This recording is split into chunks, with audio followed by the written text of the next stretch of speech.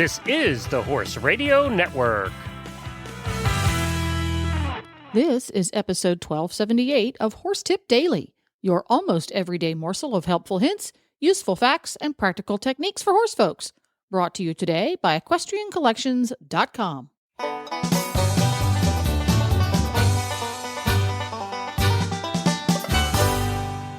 Greetings, horse people. Coach Jen here, and thanks for tuning in to Horse Tip Daily. Today's tip is an excerpt from the Equestrian jumping episode held monthly, the first Tuesday of the month, on the Horses in the Morning show. Denise Wilson from Blue Gate Farm explains how she keeps her training regime useful and practical for horses of varied ages and training levels. And we'll get right to our tip after this from EquestrianCollections.com. Hey everybody, Glenn here from the Horse Radio Network. I am with Debbie over at Equestrian Collections with the Equestrian Collections Product of the Week. What do we have this week, Debbie? Well, this week I want to talk about the Ovation Airform All-Purpose Click-It Girth, although it also comes That's a big, long name. Yeah, it also comes in dressage and other types as well. Okay. It's time to get in schooling. It's time to get back on the trail. And the thing about this girth that I find wonderful is that it has a spring load in the buckle so that it's so easy to adjust and so easy to adjust from the saddle, which oftentimes when you're on a trail ride, you're going to need to go ahead and adjust your girth halfway through, and this is so easy. All you do is reach down and the little spring form thing puts the little click-it thing in the hole, and you don't have to get off and you don't have to worry about it. It's synthetic. It's hypoallergenic. All you have to do is hose it down. It's inexpensive. It's a schooling girth, but it comes in a lot of sizes that the other girths don't come in, all the way up to a 50 and a 60. Wow. Which you don't find. And I highly recommend it. My horse loves it. I had a hard time finding a comfortable girth for him for trail riding. I put this on it, and it's made a huge difference. You've had a couple reviews, too, on your website. Holly says this girth is awesome. Tightening or loosening it from horseback is so easy. The price is great, too. Love it. This is around $40, people. $39.95. Yep, and that's the Ovation Airform All-Purpose Click-It Girth, and that is from EquestrianCollections.com. Just hop onto Equestrian Collections and type in Ovation Airform Girth, and you'll find it.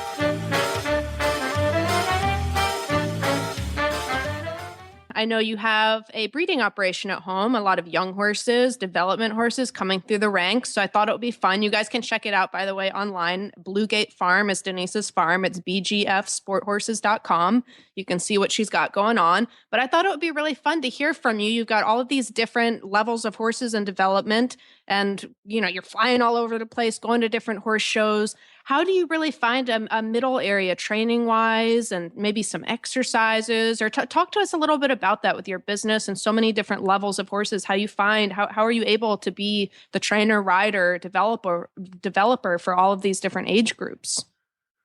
Well, it's a lot of fun, but it is definitely a formula that you have to figure out. One of the most important things having horses at all different levels is having a solid team behind you. And I have some really good people at home. I have people that take care of the horses. So if I go to one horse show, say with the older horses, I know that the young horses at home are still getting well taken care of and worked. It's also scheduling is a fun thing. To try and figure out, because obviously with the different levels of horses, you go to different levels of shows. So, first and foremost, you look at the group you have and you set goals for each individual horse. And obviously all goals have to be flexible as they are animals and not machines, but you have a general plan for each year. And when I'm at home, I rarely have more than 2 weeks in one spot at home. So I try to stay strict to a schedule and really try to get my work done. And then when I'm gone, I trust the team to keep it going so I can come back and pick up where I left off. And now you obviously take your top horses on the road. I know you had quite a few down in Wellington, traveling to Ocala back and forth, doing a lot of showing with them. When you're home and you're working on the young horses, I know you've got the breeding horses in all different ages. When do you say you're kind of ready and decided to take one of these young guys on the road with you? Well, it's something where you have to listen to the horse and know when they're ready. You know, basing in Lexington is super valuable. The farm I'm at is 10 minutes from the horse park. So when there's shows at the horse park, it's nice to take the young ones. They ship in, they do their job, they come home, they can get turnout. Nothing's ever too stressful for them. And around 7 years old, at the end of the year, I start asking them to step up. As a 7-year-old, I like them to be jumping 135. Some special ones will jump 140 at the end of their 7-year-old year. And they start getting more exposure and going to different shows, and I start putting a little more pressure on them so they get used to it. And then, their 8-year-old years where they need to start putting their big kid pants on. And I just stepped up a very special 8-year-old this summer into some of the Grand Prix. And that's also what it goes back to scheduling. At the beginning of the summer, I set certain goals, certain Grand Prix that I knew this horse would be ready for at certain points in the summer. He jumped his very first ranking class, which was an FEI 145 at the Split Rock Tour in May. And then I went to Europe, so the horse had a little downtime to decompress. When I came back, he did a lot of 140 classes in July, and he did 145 in Tryon. And then he went home and he trained. And then in August, he jumped his first big Grand Prix here in Kentucky on a Sunday. And the hard work paid off, and he had jumped clean. And then he went back down, took a breath, had a couple weeks off, and then we pushed him again. And we always do a warm-up with the young horses. They don't jump big every class. I think that can really play a part in a horse's confidence, because you don't want to challenge them every time in the ring. You want to make sure they are sure about themselves. And like I said, each horse is different. So the most important thing I find is listening to each horse individually and what they need. Mm. Yeah, that's very interesting. Now you talked about the breaks. Doing young horses myself, the babies, it's no brainer. It's a must. They have to have little breaks. But as they get older, when do you decide that they're due for one? And what is a break for maybe a 5-year-old, a 6-year-old, your 7-year-old? You were saying, what does their rest time look like? And when do you really feel like, okay, it's time, he needs a little break? Well, I think it all kind of depends on the schedule I put. The young 5 and 6-year-olds, I don't want to overshow.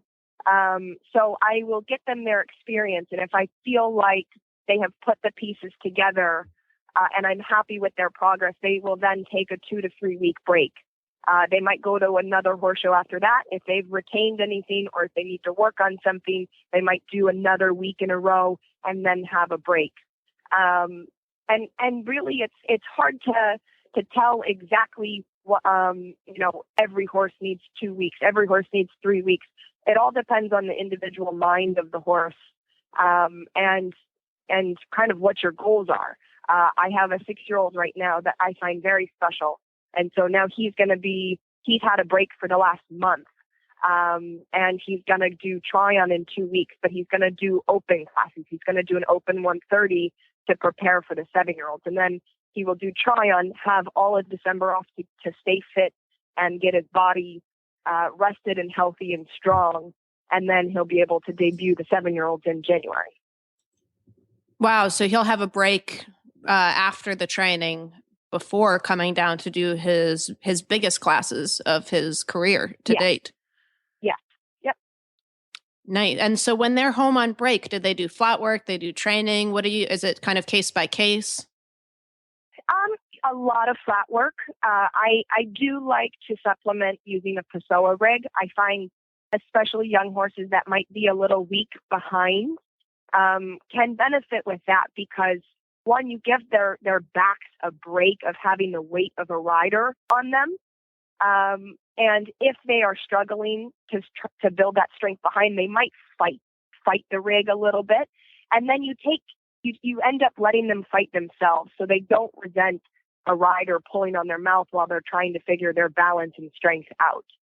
I like to do that once or twice a week, but flat work for me is the most important. You can do hill work, which I'm sure any rider will know is good for a horse's strength behind. Trotting up hills is one of the best things you can do for developing a young horse's hind end. And if you don't have hills, there's other things you can do. I like to do trot cavalettes, which is something I learned from, I know another person that comes on the show, Reese Koffler Stanfield. And I also like to do other cavaletti work at the canter within the flat work.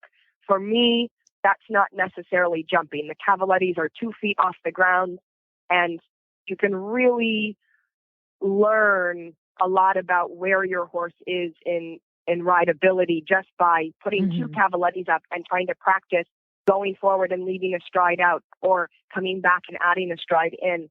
For me, when I'm home, I don't always have someone on the ground telling me what to do. So sometimes I have to find ways to check my work and see if I'm doing enough, see if I have the rideability I want. And that's a really easy way to do it without putting too much stress on the horses. And that way I can kind of gauge where I am in each horse's progress. Yeah, that is really nice. Absolutely. Because that's sort of the balance, wouldn't you say, with your horses, as they get older, you've got to, even the younger ones as well, you've got to keep training and keep creating those exercises for them and for yourself, but without all the constant pounding of the big jumps and then the Right. pressure and the stress and the horse show ring. Really, but it takes a lifetime of the animal to really learn all the little nuance of, like you're saying, moving up, leaving one out, settling, adding one. These are all real life situations that they're going to encounter, and we've got to keep just developing. But would you say that's kind of your management as the horses get older, is kind of managing the pounding? Absolutely. Absolutely. I don't like to overjump my horses at home. I also want to make sure show and ready. If you're at a show, you shouldn't be training. You should be there ready to compete with older horses. And so at home, if I have a 2-week break in between shows, I usually do not jump anything over a cavaletti the first week they're home. And then they usually do 1 day of grid work the second week, and then they'll jump maybe a course the next time, or it might be a course first and then grid work before they go to the show.